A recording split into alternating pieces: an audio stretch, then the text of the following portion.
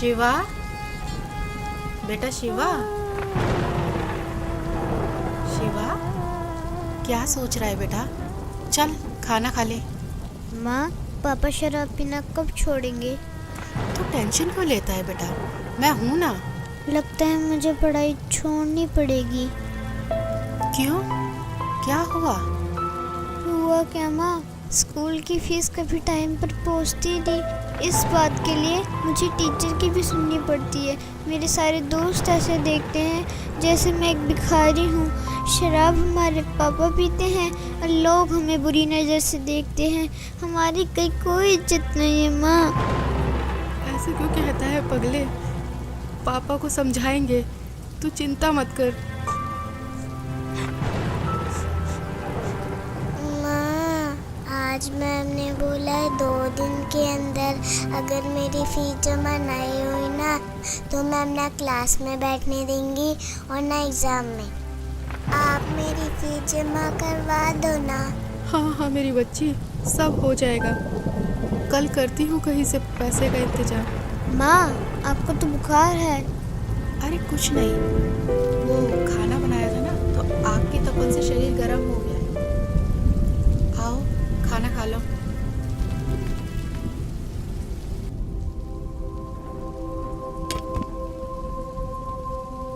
और हाँ, पढ़ाई छोड़ने के बारे में सोचना ही मत, समझे?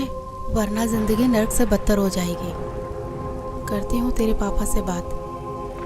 देख रहा है ना मुझे?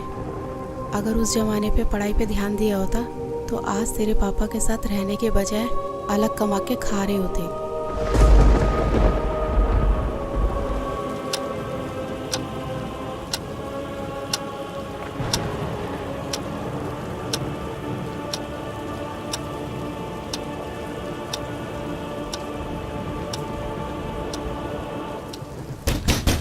खोल साले, दरवाजा खोल। खोल साले, दरवाजा खोल। अबे कहाँ मर गई साली? खोल साले। इनका तो रोज रोज का ड्रामा हो गया। आज तो दरवाजा खोलूंगी ही नहीं। खोल नहीं तो तोड़ दूंगा इसको। खोल साले, दरवाजा खोल। अबे तोड़ दूंगा इसको साली, दरवाजा खोल। कहाँ मर गई साली?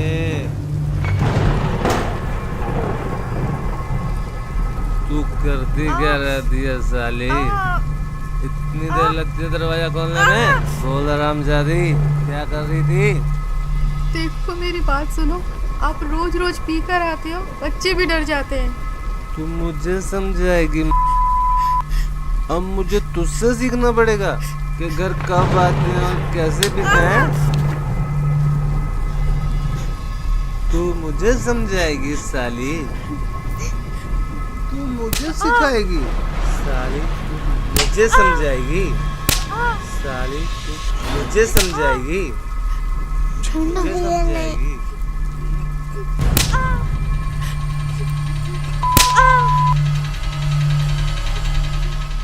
मुझे समझाएगी? पापा मत मारो ना माँ को, पहले से बीमार है। तेरी इतनी मजाल, तू मुझे रोकेगा? हैं? देख क्या रहा है? देख क्या रहा है? मत मारो। चल हट।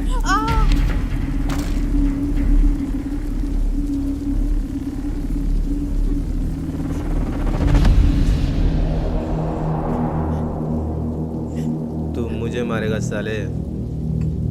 मैं भी देखता हूँ तेरी माँ ने तुझे कितना दूध पिलाया।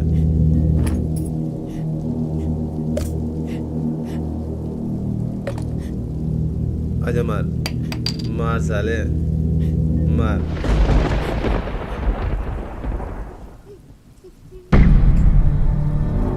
तुम सबको देख लूंगा मैं।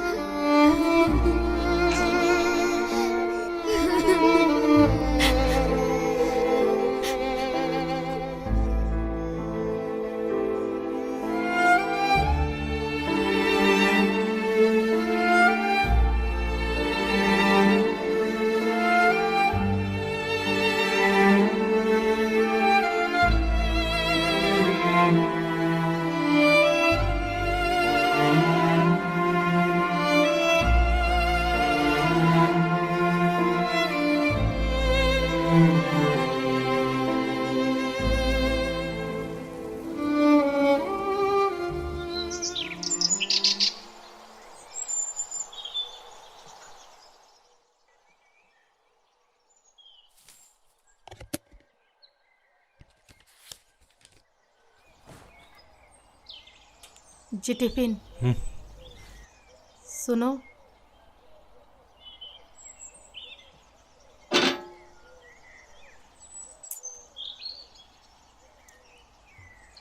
माँ, माँ, जल्दी चलो, मैं स्कूल के लिए लेट हो रही हूँ।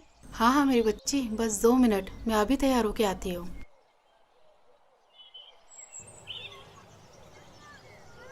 शिवा बेटा, तू आराम कर, मैं राधिका को स्कूल छोड़ के आती हूँ।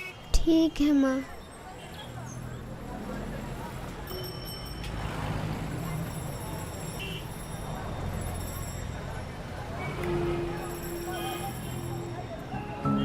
माँ, पापा कब सुधरेंगे? उन्होंने रात में भैया को बहुत मारा है ना।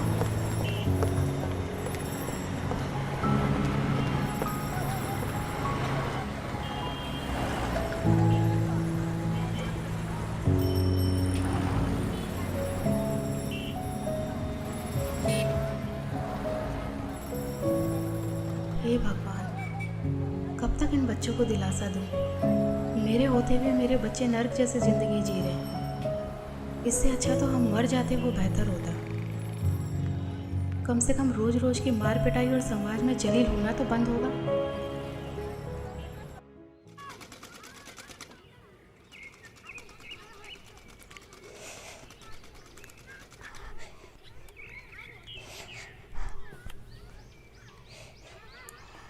अरे मैं बोल रही थी ना कि मैं लगा देती हूँ।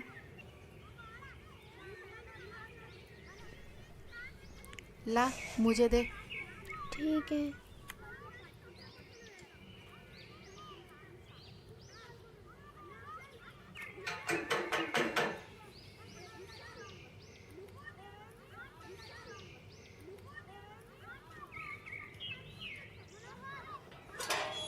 अरे नीलम दीदी, आइए आइए।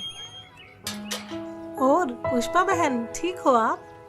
बस दीदी, कट ही रही है। अच्छा, सूट सिल दिया मेरा? बस दीदी, वो आप ही का सूट सिल रही थी। अरे शिवा बेटा स्कूल नहीं गए आज? आंटी अरे वो कुछ नहीं, इसकी तबीयत खराब थी ना, तो इसलिए आज इसकी छुट्टी करा दी। अच्छा अच्छा पुष्पा, कल भाई साहब फिर शराब पी के आए थे क्या? रात को अब सबके चिल्लाने की आवाजें हमारे घर तक जा रही थी। क्या करे दीदी, पिछले जन्मों में कुछ पाप किए हुए हैं तो वो इस जन्म में भोगने ही पड़ेंगे। नहीं पुष्पा बहन, ऐसा नहीं है। मैंने आपको कितनी बार समझाया है, पूर्ण परमात्मा पाप कर्म दंड का भी नाश कर देते हैं। यहाँ तो पाप कर्म भोगते भोगते जिंदगी का ही नाश हो गया है, बस अब और नहीं। क्या मतलब? मतलब क्या है दीदी, इन्होंने सुधरना तो है नहीं, निकल जाऊंगी अपने बच्चों को लेकर, और क्या। कैसी बातें कर रही हो? ये तो समस्याओं का हल निकालने के बजाय उनसे दूर भागना हुआ। जब से इनके बिजनेस में घाटा हुआ है, इन्होंने तो घर का पूरा हुलिया ही बदल दिया है। रोज डेली शराब पी कर आते हैं और सारा गुस्सा हम पर उतारते हैं। हल निकालते निकालते मैं थक चुकी हूँ, बस अब और नहीं सह सकती। मेरे पास अब 2 ही रास्ते बचे हैं, या तो घर छोड़ के चली जाऊँ, नहीं तो फिर मैं आत्महत्या कर लूँ।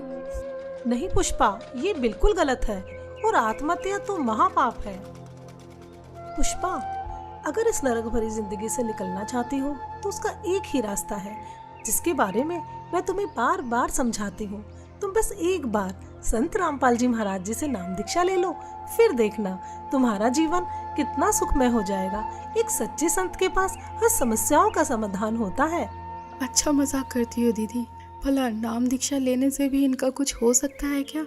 कितनी तो हमने झाड़ फूक करवा ली, कितने इनको नशा मुक्ति केंद्र में भेज लिया, और ना जाने कितनी इनको दवाइयाँ मैंने खाने में मिला कर दी, पर इनका नशा नहीं छूटा। और हाँ, आप बोल रहे हो कि गुरु बनाकर भक्ति करने से सब ठीक हो जाएगा, तो आपको बता दूं कि हमने काफ़ी गुरु बनाकर भी देखे हैं, पर इनका नशा छूटने के बजाय और बढ़ गया है, तो इन गुरुओं से भी कोई फायदा नहीं है। हाँ बिल्कुल सही कह रही हो पुष्पा बहन, लेकिन मैंने कहा ना, एक सच्चे संत से ही नाम दीक्षा लो, क्योंकि एक सच्चा संत आपके सभी दुखों को दूर कर सकता है। और संत रामपाल जी महाराज जी तो पूरे विश्व में एकमात्र ऐसे संत हैं जो शास्त्रों के अनुसार सत्य भक्ति बता रहे हैं, जिसके करने से राक्षस भी देवता बन जाते हैं। दीदी, मैं पहले से ही दुखी हूँ। मैं पैसे कहाँ से लाऊंगी गुरुओं के पास जाने के लिए? और आपको तो पता ही है कि घर की हालत कैसी है और इसके पापा कितनी शराब पीते हैं। मैं सब जानती हूँ, मैंने भी ये नरक भोगा है। पुष्पा बहन, क्या तुम भूल गई जब मेरे पति शराब पीते थे, वो घर के अंदर होते थे, मैं बच्चों को लेके बाहर रात गुजारती थी। जो भी हाथ में आता था वो सब कुछ बेच देते थे। हमें पीटना उनका रोज का काम था। लेकिन हाँ, जब मैंने संत रामपाल जी महाराज जी से नाम दीक्षा ली तो आज मुझे देखो, मैं अपने घर में सुख और शांति से रह रही हूँ। अब मुझे किसी तरह की कोई परेशानी नहीं है। मेरे पति ने शराब पीनी छोड़ दी और परमात्मा की दया से उनकी नौकरी लग गई। और हाँ, पैसों की चिंता मत करो, संत रामपाल जी महाराज जी के आश्रम में किसी तरह का कोई पैसा नहीं लगता। अच्छा। हाँ बिल्कुल। हाँ दीदी, सही कह रहे हो। आपकी पहले क्या हालत थी ये तो मैं अच्छे से जानती हूँ। तो फिर जब संत रामपाल जी महाराज जी से नाम दीक्षा लेने के बाद मेरे पति का नशा छूट सकता है तो भाई साहब का नशा भी गारंटी से छूटेगा। पता नहीं दीदी, वो दिन कब आएगा। मेरी बात मानो, कल मेरे साथ सत्संग में चलो, वहाँ से नाम दीक्षा ले लो, फिर देखना आपके पति की नशा करने की आदत भी छूट जाएगी और आपके घर की आर्थिक स्थिति भी ठीक हो जाएगी। जी ठीक है दीदी, कल संत रामपाल जी महाराज के सत्संग में भी चल के देख लेती हूँ। जहाँ इतना सब कुछ कर लिया तो इतना और सही। जी ठीक है जी।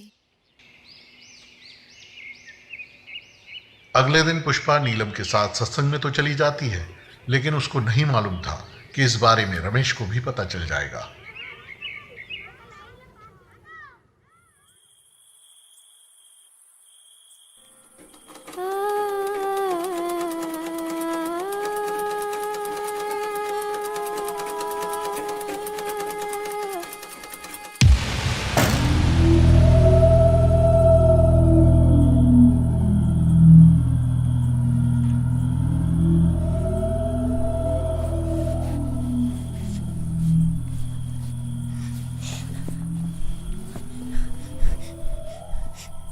क्यों री, बहुत शौक चढ़ाते हो सत्संग में जाने का?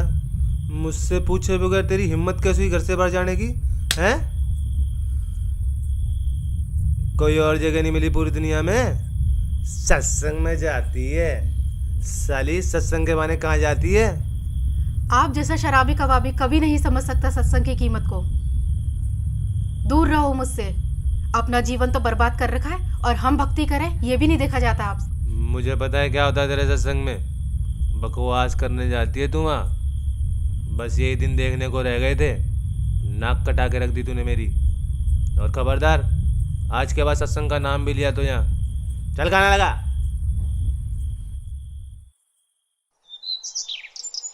रमेश सत्संग को बहुत बुरी जगह मानता था, लेकिन कुछ दिन बाद जब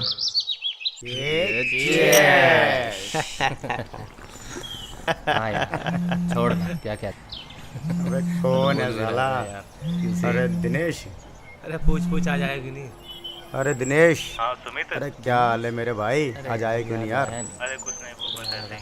अरे यार तेरे बगैर तो पार्टी में मजा ही नहीं आता यार। हाँ ठीक है, ये बता रमेश है वहाँ? कौन? रमेश? हाँ है ना, ये ले बात। हाँ दिनेश भाई, कैसा है मेरे यार? बढ़िया भाई। आ जाया नहीं तू यार? अरे अरे दारू के पैसे हम दे देते भाई। अरे वो सब छोड़, तू ये बता कि तुझे पता है कि भाभी कहाँ जा रही है? क्या मतलब? मैंने अभी मिश्रा की वाइफ के साथ सत्संग में जाते हुए देखा है। इसकी और हाँ, तो आज तो तेरे दोनों बच्चे भी साथ हैं। इसकी तो अरे क्या हुआ छोड़ भाई? यार। क्या हुआ? अरे कुछ नहीं यार, तुम्हारी भाभी आज फिर सत्संग में जा रही है।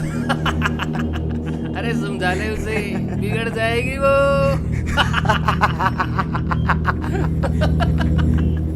हाँ भाई छोड़ यार, आकर बात करता हूँ यार। अपने दोस्तों के सामने हुई इस बेइज्जती को रमेश सहन नहीं कर सका और गुस्से में आग बबूला होकर वहां से निकल गया।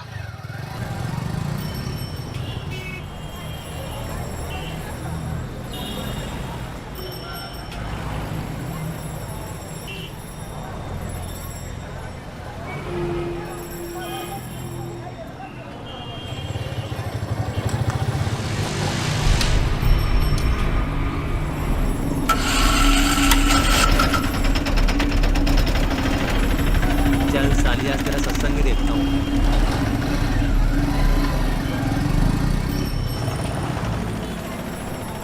पुष्पा, बहुत अच्छा किया, इन बच्चों को भी ले आए। इन बच्चों को बचपन से ही परमात्मा की सही भक्ति का ज्ञान हो जाएगा। हाँ, आज छुट्टी थी ना इनकी, और इनके पापा भी सुबह सुबह कहीं अपने दोस्तों के साथ निकल गए, तो सोचा इन बच्चों को भी साथ ले चलो। बहुत अच्छा किया।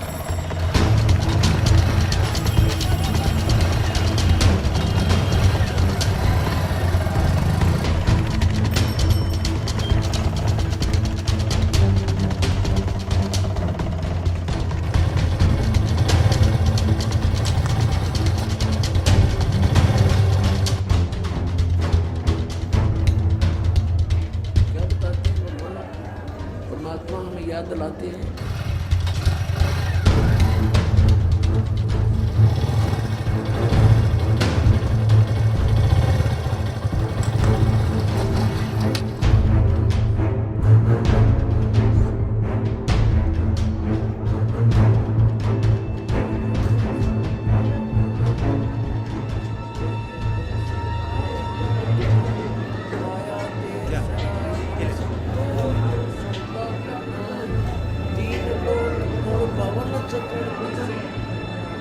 तीन लोक और पवन चतुर्दश सबदन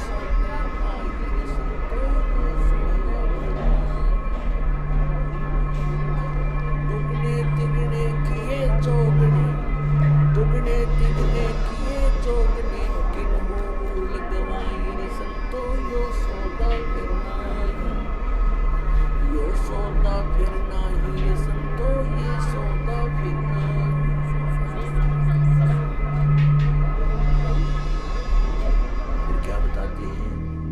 योदम टूटे पिंडा। सच है भगत जी, इधर नहीं जाना आपको। क्यों? क्योंकि ये बहनों का पंडाल है, आप उधर बैठ के भाइयों वाले पंडाल में सत्संग सुन लीजिए।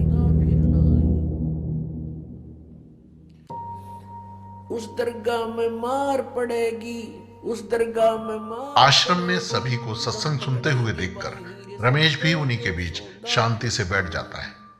मदरा पीवे कड़वा पानी, 17 जन्म समान के जानी।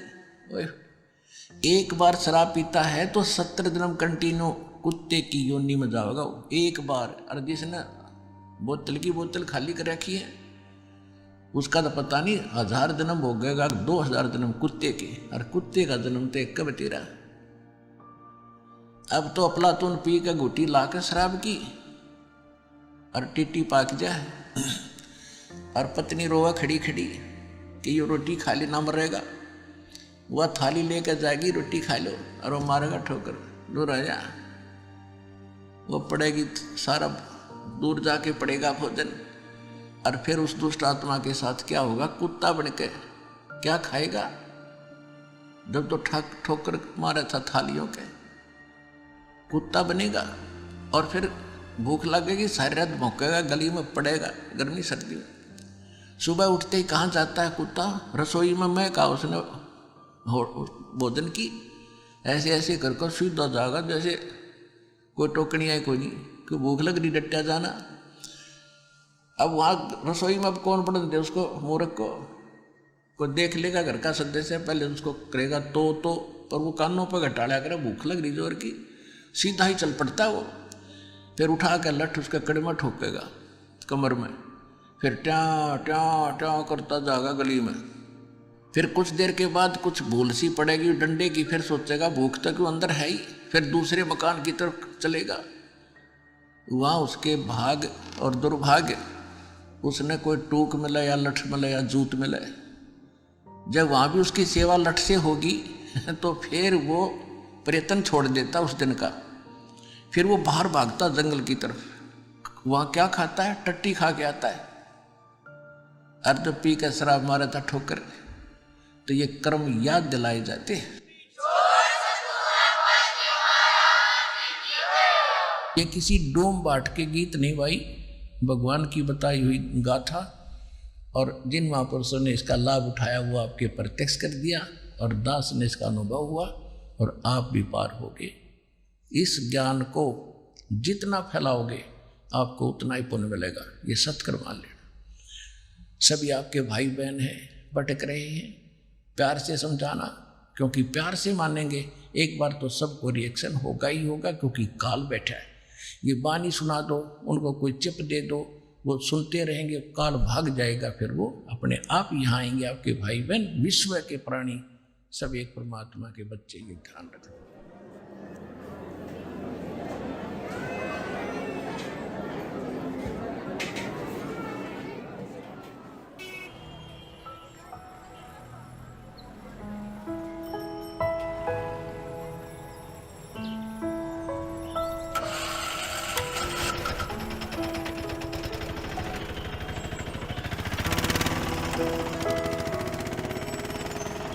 और राधिका बेटा, आपको सत्संग में जाना कैसा लगा? मुझे तो बहुत अच्छा लगा आंटी। और शिवा बेटा, आपको कैसा लगा?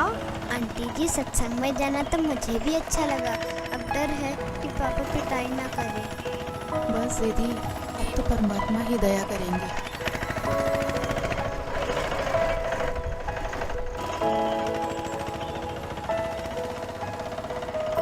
अच्छा पुष्पा, चिंता मत करना।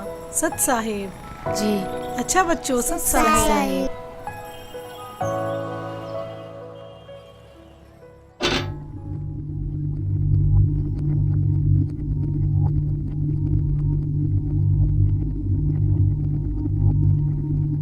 हाँ,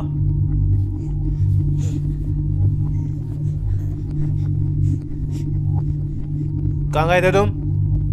जी वो यहीं बस वो चुप कर। कहाँ लगा? पता नहीं कहाँ घूमती रहती है।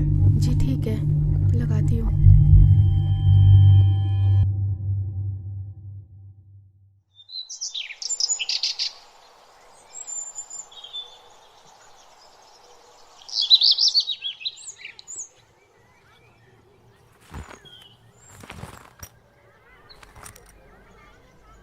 चलता हूँ।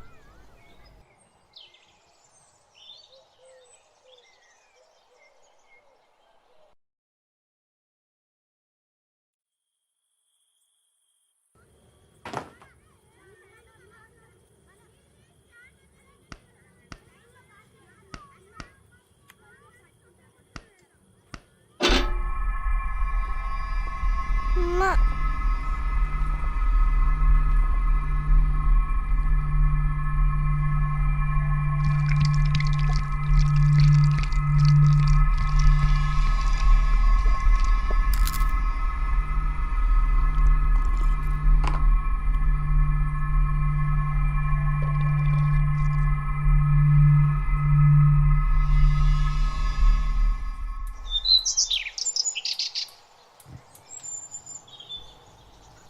हाँ, टिफिन रेडी हुआ क्या? जी हाँ। क्या देख रही है? जी कुछ नहीं।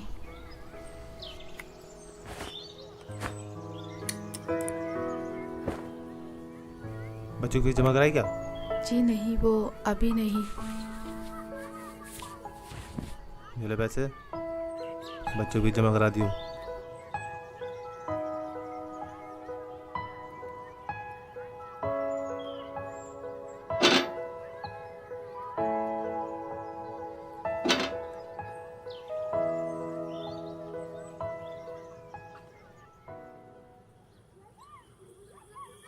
कुछ दिन से रमेश शाम को जल्दी घर आने लगता है, जिसे देख पुष्पा असमंजस में पड़ जाती है।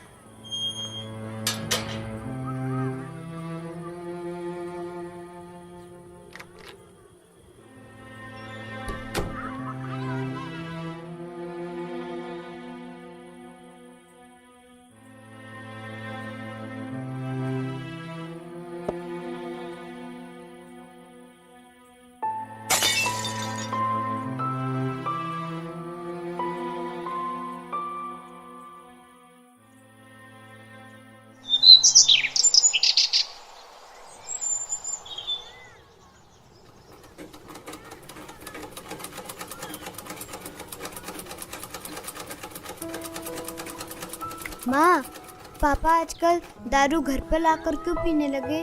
पहले तो बाहर से पीकर आते थे। अरे सही तो है, पहले बाहर से पी के आते थे तो कभी किसी के साथ लड़ाई झगड़ा कराते, कभी किसी के साथ।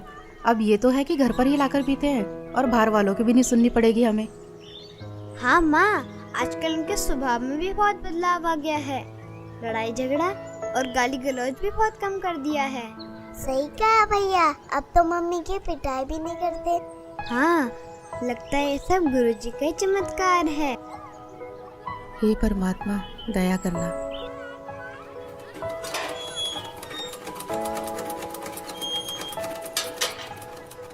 अरे नीलम दीदी, आइए आइए। और पुष्पा कैसी हो? बस दीदी, मालिक की दया है। अच्छा पुष्पा, मैं ये बताने आई थी, कल सत्संग है आश्रम में, क्या आप चलोगे? नहीं दीदी, कल तो इनके पापा की छुट्टी है तो नहीं हो पाएगा। कोई नहीं। हाँ, अगर पिछली बार की तरह इनका बाहर जाना हुआ तो चल पड़ेंगे। जी मालिक ही दया करेंगे। अच्छा बहन, चलती हूँ। सत साहेब। सत साहेब।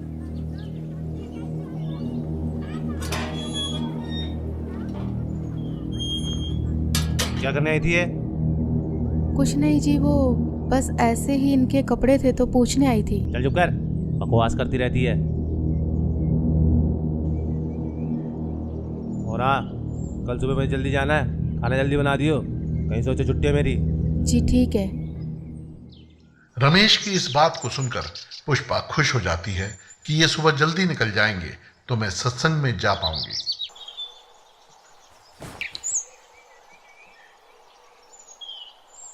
अच्छा ठीक है, मैं जा रहा हूँ। ठीक है जी।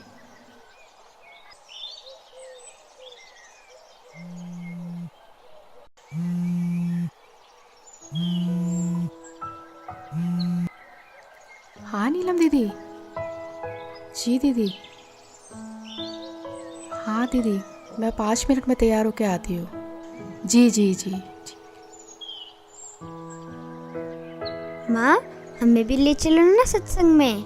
हाँ माँ, हाँ बहुत अच्छा लगता है। ठीक है मेरे बच्चों, तुम्हें भी लेके चलती हूँ, चलो। पुष्पा आज भी नीलम के साथ अपने दोनों बच्चों को लेकर सत्संग में पहुंच जाती है, इस बात से बेखबर कि आज यहाँ उसके साथ क्या होने वाला है। कोई आपत्ति आओगी कैसे खड़ा करूँगा।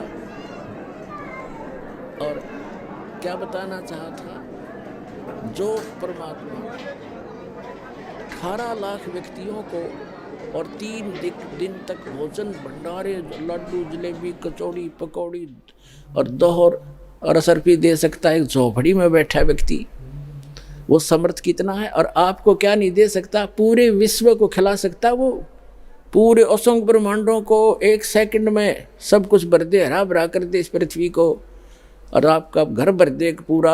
अगर विश्वास करोगे तो ये सत्कर मान लेना, उस समर्थ का सहारा आपको है। हाँ हाँ दीदी, बहुत अच्छा लगा। और मैं तो सोच रही थी और हाँ दीदी, कल तो कमाल हो गया। मुझसे पूछ रहे थे कि बच्चों की फीस जमा करा दी, तो मैंने कहा नहीं, तो मेरे हाथ में पैसे रख के चले गए। अच्छा हाँ बहन, परमात्मा पर ऐसे ही विश्वास रखो, परमात्मा जो चाहे सो कर सकते हैं।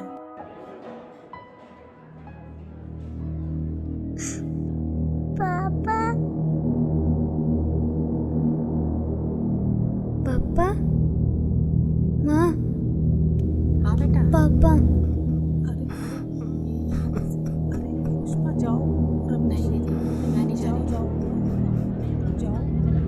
ठीक है, जाती हूँ।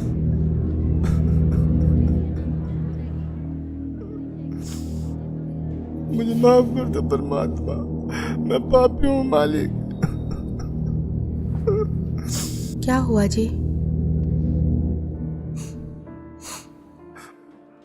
मुझे माफ कर दो पुष्पा, मुझसे बहुत बड़ी गलती हो गई। मुझे नहीं पता था मैं क्या कर रहा हूँ, लेकिन आज ये सत्संग सुन के मेरी अंतरात्मा जाग उठी है। मुझे गिलानी हो रही है अपने कुकर्मों में। मुझे माफ कर दो पुष्पा। कोई मुझे नहीं, माफ कर आप दो। रोइए मत।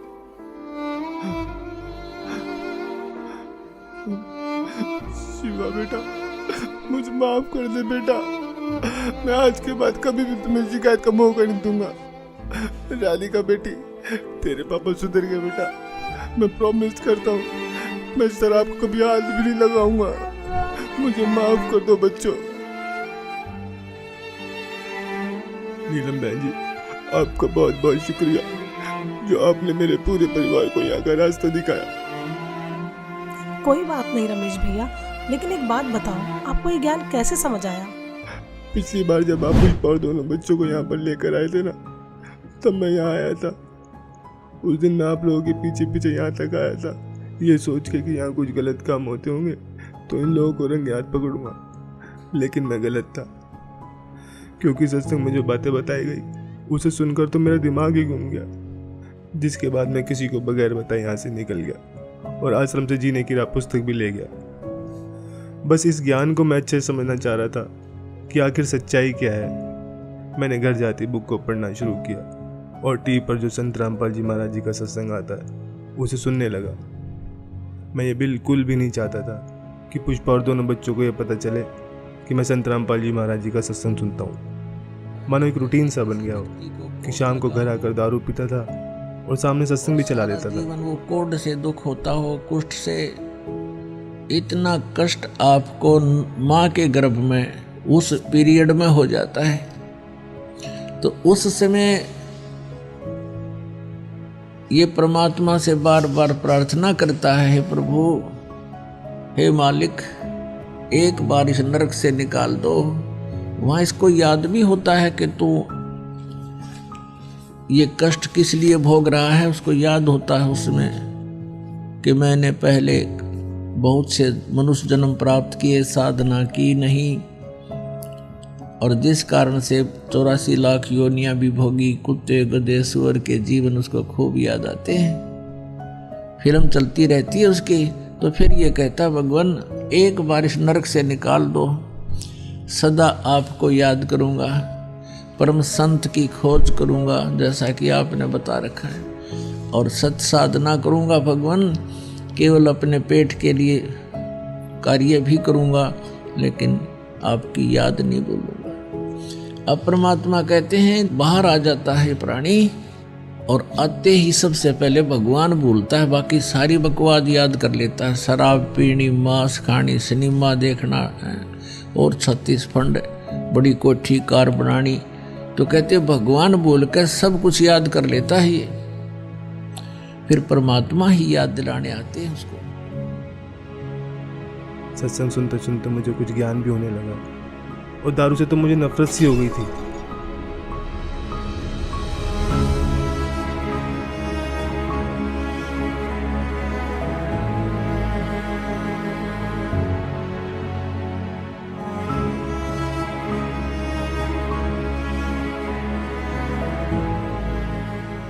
और फिर कल जब आप घर पर आए, पुष्पा से सत्संग में चलने के लिए पूछ रहे थे ना, तब मैंने आप दोनों की सारी बातें सुन ली थी।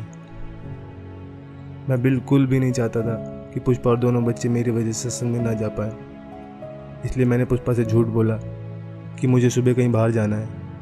फिर मेरे मन में भी आया कि क्यों ना मैं भी आज सत्संग में चलूं, तो आज मैं भी सत्संग में आ गया।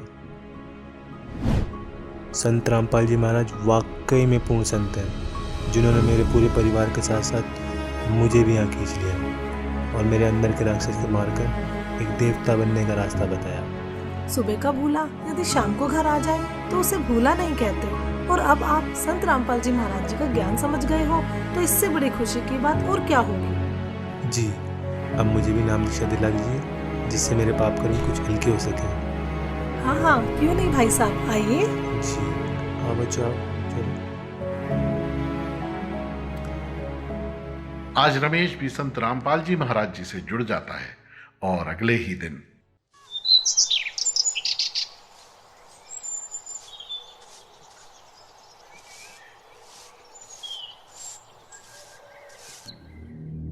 ये क्या कर रहे हो आप? कल तो आप कह रहे थे कि आज के बाद शराब नहीं पीऊंगा।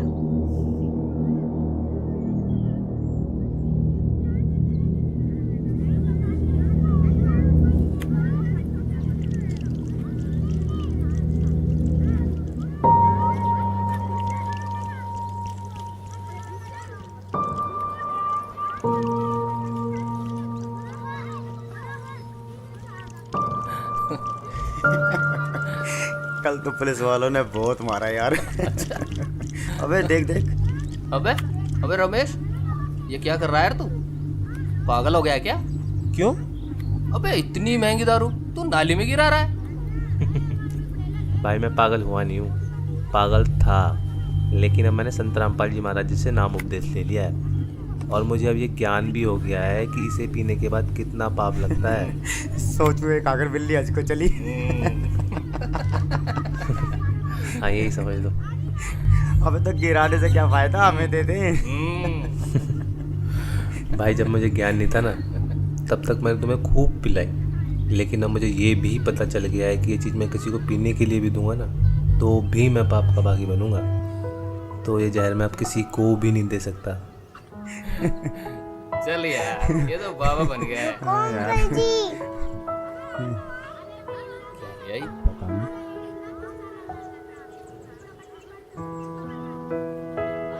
अरे ये क्या ले आई? ये हमारे गुरुजी संत रामपाल जी महाराज की पुस्तक। जीने की राह? हाँ अंकल जी, जीने की राह, जिसे पढ़ने के बाद लाखों लोगों ने भी नशा छोड़ा है। तो आप भी पढ़िए।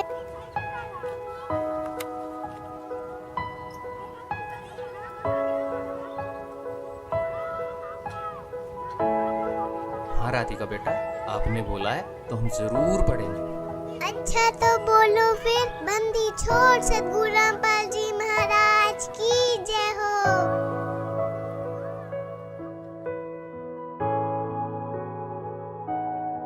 तो दोस्तों आपने देखा आखिर किस प्रकार रमेश का नशा छूट जाता है। संत रामपाल जी से जुड़कर लाखों लोगों ने अपना नशा छोड़ा है। संत रामपाल जी ही पूरे विश्व में एकमात्र ऐसे संत हैं जिनके लाखों फॉलोअर्स हैं, जिनमें से कोई भी नशे पते को हाथ तक नहीं लगाता। उनका मिशन है कि पूरे विश्व से नशे को खत्म कर सबको सत भक्ति मार्ग पर लगाना, ताकि आप और हम सभी मनुष्यधारी जीवों का यह मनुष्य जीवन सफल हो जाए। धन्यवाद।